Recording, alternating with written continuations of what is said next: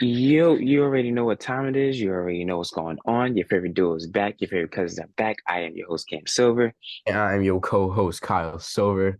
and welcome back to the Silver Boys podcast. Now, Kyle, last time we were on here, we were so excited. We were talking about CJ Stroud.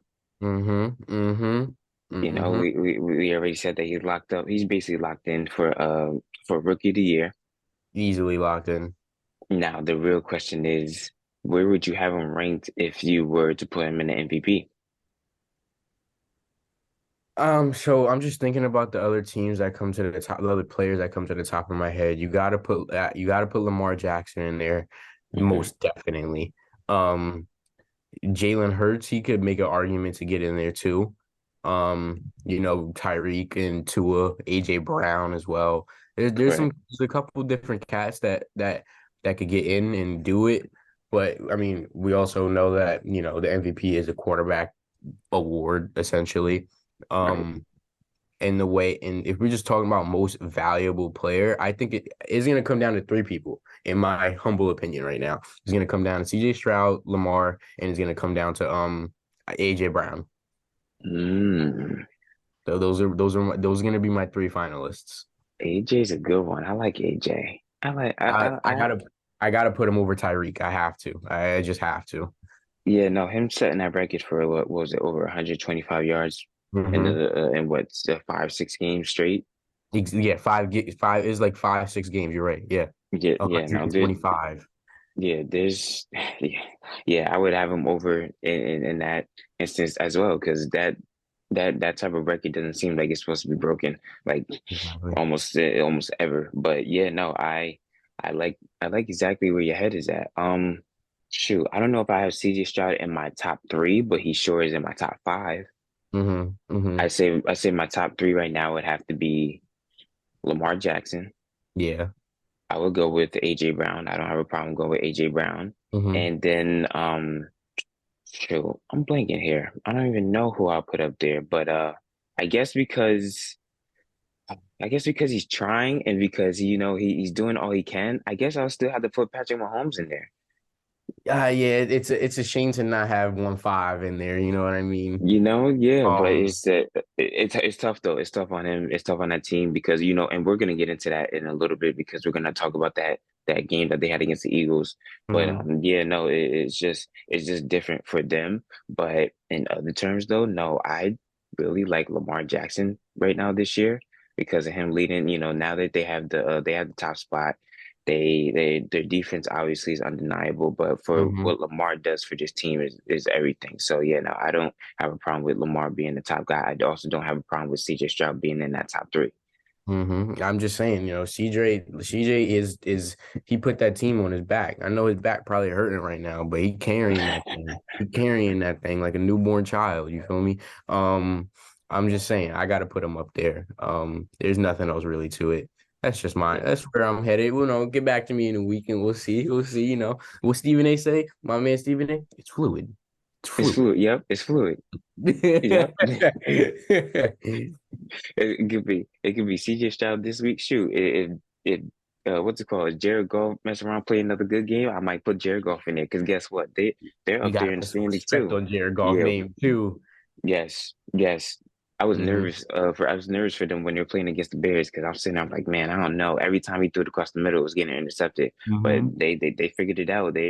I think it was what they had like less than 5 minutes left when I was thinking in the fourth Hmm. quarter when they were down and they just plugged away and they just found a way and came back. But yeah, no, Jared Goff is another name where we're not talking about him enough. Where he has to get a little more light. Yes, I agree. But I agree. let's get into what happened over this week. So the Giants magically won against the Commanders. Tommy DeVito coming in hot. How many touchdowns you do? I think he do 3 touchdowns. Three tutties. Three tutties. Danny, Danny De, I mean, I'm sorry, not Danny DeVito, Tommy DeVito, guys. Oh man, oh man, not Tommy? Danny, not Danny. Danny No, out no, on no, no, no. on that field for the Giants, guys. Tommy DeVito, he doing his thing though. He doing his thing though. Yeah, he was actually really good. He was 18 for 26, 246 yards for 3 TDs. Two of those went to Saquon Barkley. Mm-hmm. I Mm-hmm. was I was sitting there. I mean, obviously, it's the game against the Giants and the Commanders, so I didn't really know what to think of it. I'm thinking to myself, all right, the Commanders eventually will pull away. They have Sam Howell. Sam Howell's really good. I didn't know anything about Tommy DeVito at all. So, and I guess the Commanders didn't really know much about him either because obviously it is one of the reasons probably why that they won because you don't have no game film on somebody. Exactly. Exactly. I can't disagree with you. There ain't really much I can say. It's just they played the Commanders. I mean, who Whoop de do. like exactly. Like, do you guys want a cookie? Honestly, I don't know. I don't know. You're not gonna get props from me for being the team that you're supposed to beat. Um, and even like it's this late into the season, y'all are 3-8. Y'all better start losing so we could get a top pick in the draft. I don't know what y'all talking about, man. Yeah, that was actually the reason why I picked this game. Other than that, I wouldn't have cared to done this game. But the Mm-hmm. reason why I picked this game is because I'm like, all right, well, I don't know if you guys really want to take one of those quarterbacks that's coming in from this year's draft because apparently y'all just want to go on ahead and win at the most inconvenient time. That's what I'm saying. Like you got Drake May, Caleb Williams, maybe. Like just Michael Penix Jr. Bo Nix And probably, Bo right? Nix, yeah, Bo Nix should be up there. So like you could easily get one of these dudes, but if y'all keep going 3-8, y'all gonna be like the number 9 pick, and then what? Like, I mean, granted, it's a little bit different in the NFL draft because you could always catch somebody late, but Right. yeah, I'm just saying in terms of like optics and in terms of like, okay, like what are we playing for right now?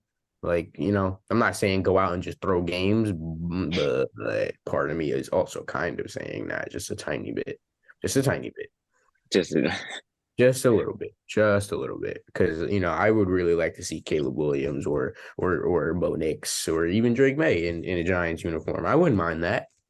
Maybe get a better offensive line too, but that's just me. That's just me. yeah, shoot, I was about to say the only reason why I'd say you that number nine pick right there, that number nine pick would be a offensive lineman for sure. And But you know what? Come on, guys. Come and on, you guys. and I don't think nobody would complain about that one. But Mm-hmm.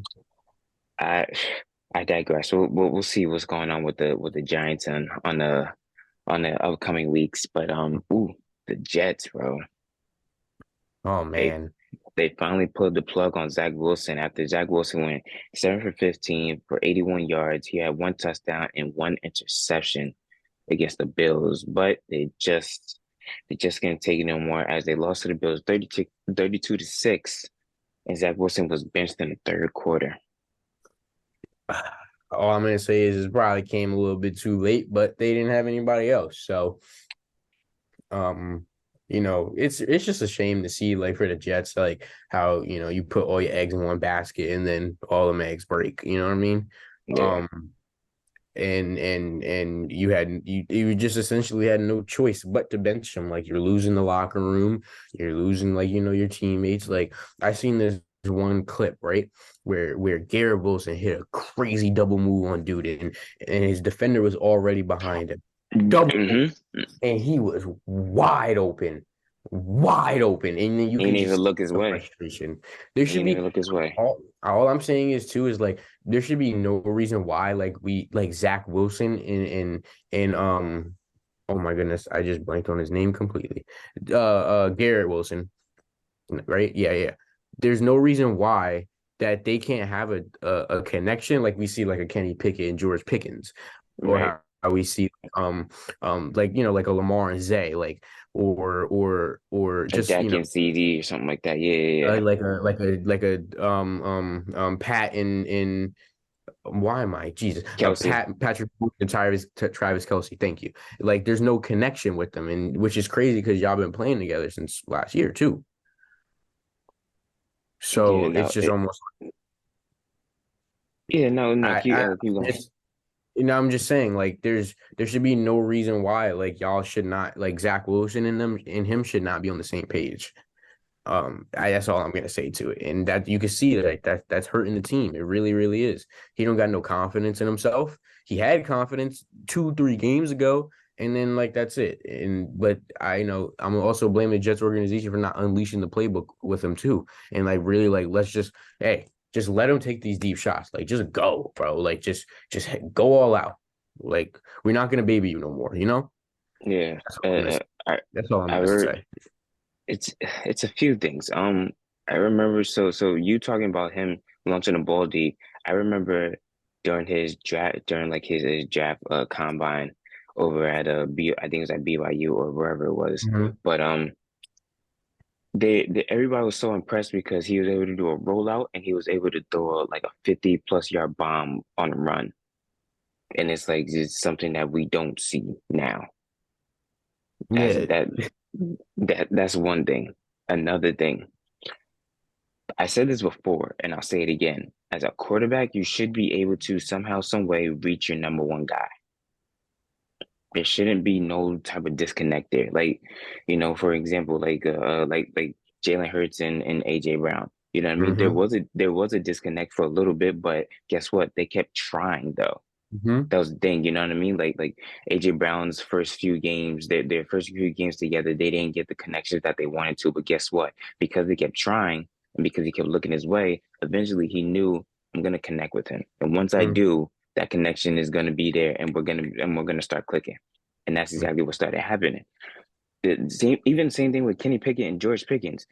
Kenny Pickett might not get George Pickens the ball mainly the whole game, but guess what? On that last drive when it's time to march down and That's it's what I'm time to saying. it's time to go get those points in the last couple minutes of the game, he's going to find George Pickens somehow, some Thank way. Thank you for bringing that up because that's exactly the point I'm trying to highlight is like you have to get it to your number one receiver. No matter what, you need to just go up and throw that ball to him. Yep, And Zach Wilson is just incapable of doing that. yeah, no, I totally agree with you. That I'm looking at their stats right now. Garrett Wilson had 2 receptions for 9 yards. Like that's insane. And I'm saying is not like the Buffalo defense is world beaters either. No, they're not like the Eagles. They're not like San Francisco. Like, Ravens. they're not the Ravens exactly. They're not one of those teams that will, lock in and, hunt you down basically. No, you can still do what you can on the Bills, but man, it, it's frustrating to watch. Mm-hmm. It really is. It really, really is. At least somebody in one of them MetLife, districts got a win, although it didn't mean anything, but I'm just hey, woohoo! As all, yay! Buffalo handled their business though. They got their lick back from They got early. from earlier. Yeah. But we knew that Yeah. was gonna happen. We knew the Jets couldn't beat them twice. So Yeah, no, yeah, no. really is It's the just conversation. right now the Jets are just basically playing a waiting game on trying to see if they can get Aaron Rodgers back. So Nah, if I was Aaron Rodgers, I would not come back, dog. yeah, no, that was my personal opinion. My personal opinion would just to be like stay just rehab and guess what? There's always next year. These Exactly. You know Exactly. what I mean? You say you're not going nowhere. All right, well then there's always next year. And apparently from what I'm hearing is that the Jets will try to see what they can do about maybe even bringing in Devontae Adams. Ooh. Yeah, trading for Devontae Adams. So whatever the Raiders are going to be asking for, and that's up to obviously them over this off season, but that would be something. That would they just need to pull out all the stops to do that. That's all I'm gonna say. That would be like that would be basically I see that trade happening how this Aaron Rodgers trade happened. Like it would have to happen towards the draft. I feel like that's I that that's when that's when that would happen. I completely agree. But and quick before we switch over to basketball, the Steelers finally let go of offensive coordinator Matt Canada. It's about Thank time. thank God. All right. I'm gonna let you have this one. Go ahead, bro. Man, it's frustrating. It's weird because it's frustrating, but it's almost like you know, a relief, a sign of fresh air when your team can just Mhm. somehow, some way manage to get out of the game by being outgained by so many yards. But it got to a point where I would reiterate what Najee Harris said. It basically, when is it gonna stop? Like, when is this gonna end? When are we gonna figure out a way to actually start winning games by the offense and not solely off the defense? Because the defense can only do so much. Like we've seen it with the Jets. Your defense can really only do so much before it starts giving out.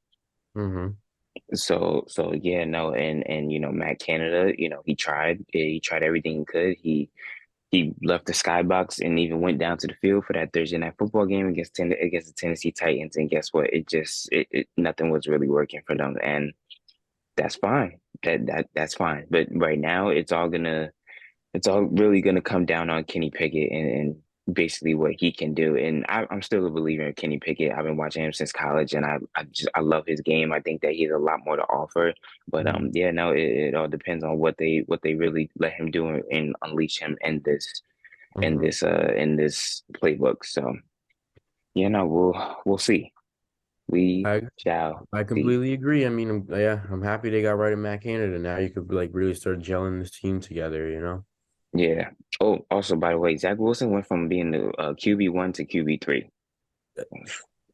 He's getting benched and he's got put behind the dude who was taking his kids to school last week in Trevor Simeon. He was sitting on the couch eating chips. And this is what you this that's he might have played his last game, Cam. In New York for sure, in my opinion, for You sure in think New York. somebody else would pick him up though still? I don't know. I don't know. I don't know. They did it with Carson Wentz, didn't they? I don't know. I Remember know. this? I mean, Carson Wentz, like, I mean, we I mean, crap yeah, he on he him, led them. but He basically led Philadelphia to a Super Bowl without actually leading them to a Super Bowl. Yes, I know. But still, somebody out there can believe in you. That's all I can tell you. you're That's all I right. can You're tell right. You're right. You're right. you. But, let's get to the in-season tournament. So this in-season tournament is very interesting to say the least. So for those who might have forgot how this goes or don't know how it goes, everyone plays in group play. There are three groups, from Eastern Conference, Group A, B, and C. Same thing for the West Coast. Eight teams advance to the knockout stage, and we already have two of those, and the Pacers and the Lakers Mhm. advancing. The Pacers, bro. You I see know. that I game? can't wait. It really just threw me off what you said. The Pacers going crazy. Tyrese Halliburton putting in that work, boy. Bro, it's all of them, bro. They 157 and 152. Oh my goodness. Yeah, ain't no defense was played that game. Clearly. Clearly. But the top so after they advance to the knockout stage, the top teams from each group then and then a wild card from each conference will advance into the knockout stage, excuse me. From there on they play single elimination games. They go from quarterfinals to semifinals to obviously the championship game. With the championship game not being counted as a regular season game, it's just counted as like its own game, I guess. Mhm. But yeah, no. So right now I'll read off the standings. So leading in the East is obviously the Pacers, like I said. Then you have Milwaukee, that's 2-0, Boston's 2-0, and in the wildcard spot right now is Miami at 2-0. But that's going to be something because Milwaukee and Miami will play each other. Mm, Yeah. And also by the way, if there's a tie, point differential will be the deciding factor. got you. And then in the West Coast, the Lakers, like I said, they clinched the playoff. They clinched the berth to the quarterfinals or whatever you want to call it. They're 4-0. Sacramento Kings 2-0. Pelicans are 2-1 with Minnesota at 2-1, 2-0. Excuse me. Minnesota and Sacramento are both in the same group. Got you. Got you. Okay. But yeah, no, that's just an update on the in-season tournament. Kyle, do you have any thoughts on the first ever in-season tournament? I'm just gonna say that I love the energy. I love the fervor and like the tenacity that these guys are playing with in the in-season tournament. Like they're really looking like it matters. It kind of just like I'm not gonna lie, it reminds me of like the bubble a little bit, like Yeah, yeah, it how does. like like it just like there's this different type of aura with it, and like it's just crazy to see how like everybody, even from the inside the NBA to us, had like our questions about it. Like we didn't really know how it might play out, but I'm actually really really happy and satisfied with the way it's been going. Um, I can't I like it. I'm not gonna sit here and lie to you. I like it. And I like the fact that it counts towards the regular season games as well. So it's still moving along the season. It's not The like season. it's just like its own thing, you know? Hmm. So I That's like what that a lot. I like that a lot. that's what I was worried about because I thought that it was going to be its own thing, but I'm glad that it's not. I like the Hmm. way that it's played. I kind of like the way that it's set up too because it reminds me of AAU. Yeah. So, you know what I mean? So like, different AAU tournaments have different styles on like how you advance and things of that nature. But this one, I like this one the best. The point differential is big. So it's like, if you get a team in your crosshairs that you could stomp out, you're gonna have to stomp them out, Hmm. So Hmm. yeah, but yeah, no, I like it. I like where this is going. And I can see a lot of traction coming in with this in the coming future. Definitely. Most definitely. Especially But like I'm just gonna say real quick, especially like if like they have it at a separate location too, maybe oh you yeah. expand a little bit, like you never know like how they could do different things, like Yeah, yeah, yeah, yeah. That's why I like it because it's pretty open. But yeah, no, the way that they got it set up kind of is actually pretty cool. Like the semifinals and the championship is played in Vegas, Hmm. which I think is gonna be pretty cool. But Yeah, yeah, no, we only got about 4 to 5 more minutes left. So actually, maybe a little longer. But college football. We're in the last week of college football. It's rivalry week. Um, Man, yo, I was watching that Washington Oregon State game. That was a good, good, good, that's good, fun. That good was a barn game. burner. That Hmm. was that was one of my favorite games that I watched this season. Washington had got up early, then Oregon State started plugging away, and it was rainy. The Hmm. Washington wide receivers could not catch the ball for the most part, but they somehow, some way still managed to get that W. But something bad happened. Florida State will be losing their starting quarterback for the remainder of the season, Jordan Travis. Hope for him for a speedy recovery. He also announced that it was his last game as a Florida State Seminole. But that had some bad repercussions for Florida State as they dropped from being in the number 4 spot to the number 5, and that would allow Washington to jump to the number 4 spot. So as of right now, the college football playoffs looks like Georgia, Ohio State, Michigan, and then excuse me, Washington. Blanks for a second. But yeah, no, it's total chaos because it has me thinking of all these scenarios. So you have Alabama who's at 8, right? And they play Georgia in the SEC championship. What if they beat Georgia in the SEC championship? Then you have Texas who could be playing for a Big 12 championship. What if they win? Because they've been ahead of Alabama the whole time. What if you have Ohio State beat Michigan? What happens there? What if Florida State does end up losing to Louisville because they don't have their starting quarterback? Oh man, oh man, so many questions. What if Washington ends up losing to Oregon? Oh God, God, that can't happen. That cannot happen. That that I'm gonna intervene on. No, no. I don't want it to happen either. I'm not gonna lie. I love Michael Penix Jr. You guys obviously know I've been talking about Washington literally before the season even started. I've been talking about these guys for literally the longest time. But I gotta put it out there because this is college football. Any and everything can happen. Any and every given Saturday, dog. You feel me? Yeah, no, I'm not gonna sit here and debate these rankings. Georgia 1, you said Ohio State 2, Michigan 3, Washington 4, Washington deservedly so number 4. Michael Penix Jr. doing his thing. They undefeated. Like they're doing it. They gotta come in and beat Oregon though. They have to. Yeah, They have yeah, no, to. yeah, no. They have to take care of business this weekend against Washington State. But yeah, no, Pac-12 championship, Yeah, they the have to take Pac-12 care of it. championship. Yeah. Yeah, I'm not going to disagree. Alabama, I mean, even if they beat Georgia, which I sincerely doubt will happen, um, I mean, they did put up 66, and then Georgia did only put up 38 against Tennessee. Um, I don't know. Alabama seems like they might just they're a little.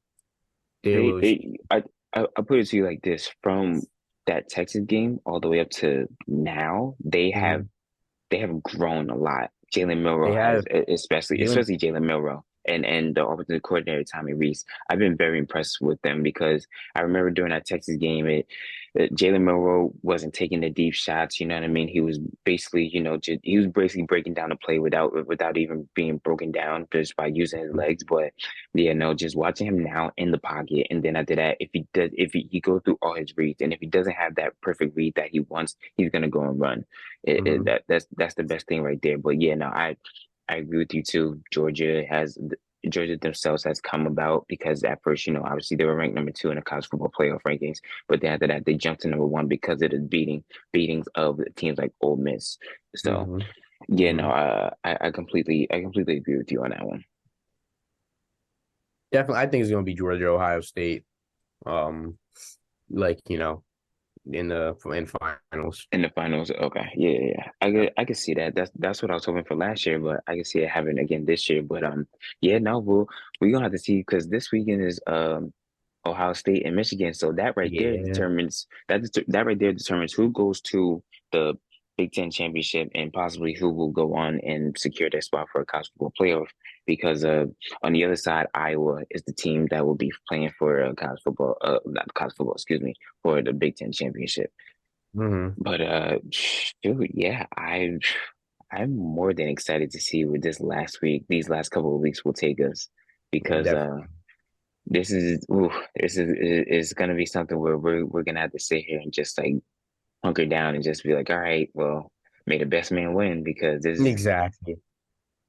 this is gonna be something. But yeah, no, I wow, agree. I agree, brother, we man. I agree. we've come up to the end of our podcast, which is a pretty good one, I say, nonetheless. Hmm. Let's go. You already know. But You already know how the Beanie Boys do. the Beanie Boys now, you see us. But yeah, yeah, it's cold outside, so that's the reason why we rock beanies now. But yeah, no. Happy Thanksgiving to everybody out there. I hope you all eat well. I hope you all stay safe. You go Black Friday shopping, shop hard. And other than that, like we always tell you, watch some good basketball, watch some good football. And till You then, already know. I'm your host, Ken Silver. I'm your co-host, Kyle Silver. Happy Thanksgiving, everybody. Thank you so Happy much. Thanksgiving.